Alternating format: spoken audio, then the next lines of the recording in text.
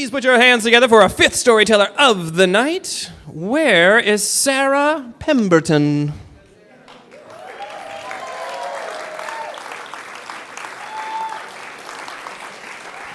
Once more for Sarah.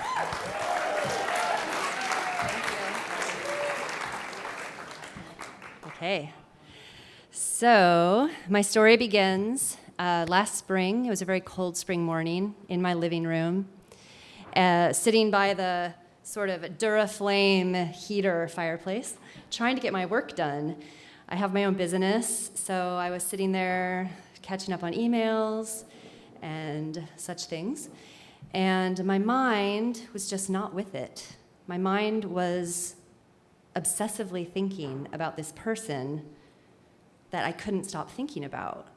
And it was becoming increasingly clear to me that this was like a distraction, a problem. It wasn't the first time. It had been going on for a month, 2 months, 3 months. So I decided to put my work aside. The only way I was going to get something done was to do something about this obsessive thinking. So I pulled out my phone and I wrote a text to, knowing I probably wouldn't send it, to my personal trainer, who I couldn't stop thinking about, as I said. And I knew that I had to do something. This had been going on long enough. It had been really becoming clear that this wasn't passing. But she was my personal trainer, and so it was kind of in my court. She couldn't do something. And it was also clear that I was straight, and she wasn't going to reach out to me. It was in my court. So I pulled out my phone, and I drafted a text. And it wasn't like I really thought about it a ton, but I just wrote what was there, like, hey, it'd be great to go to happy hour sometime. Are you free this Friday?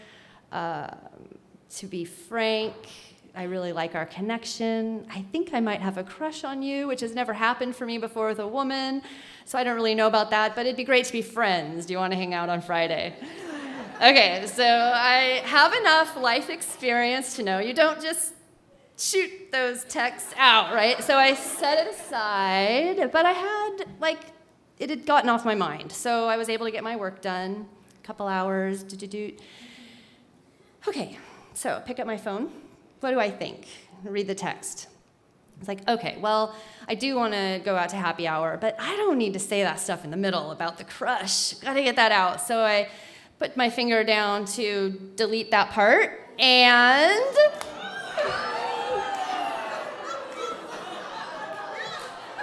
it's sent. Oh my God.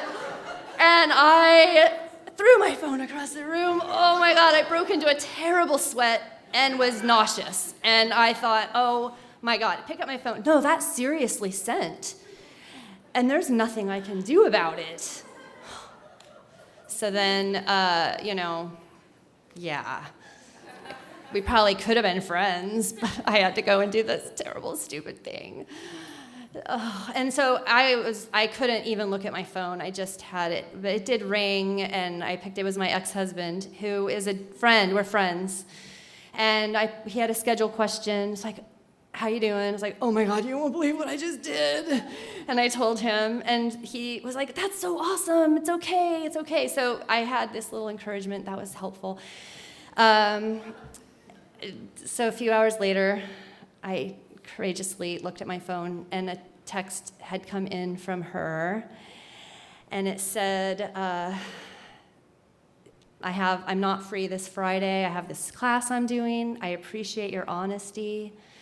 It would be great to be friends. Let's get a drink sometime. I was like, well, that's okay, maybe. And so thus began my journey of really, for me, going off the charted path. And it was a one step at a time, follow the next right thing. Listen to my own voice, listen to my own heart, and just check in and like, what's the next right thing? And I really didn't know anything I just knew that I have this feeling that is not going away. It's getting stronger. I just follow the next right thing. So I asked her out, we went out, that was good, one step at a time. And larger is this muscle of practicing checking in with myself. What do I want? What's my heart say? What's the next right thing? As it has become a new template for how to live. So I can check in and say, oh, my heart wants that. It's terrifying, but I want it, and then I know. I can trust that. So what an adventure it's been, and now I'm happy to say that she's no longer my personal trainer, but she has been my girlfriend for the last 7 months. So thank you.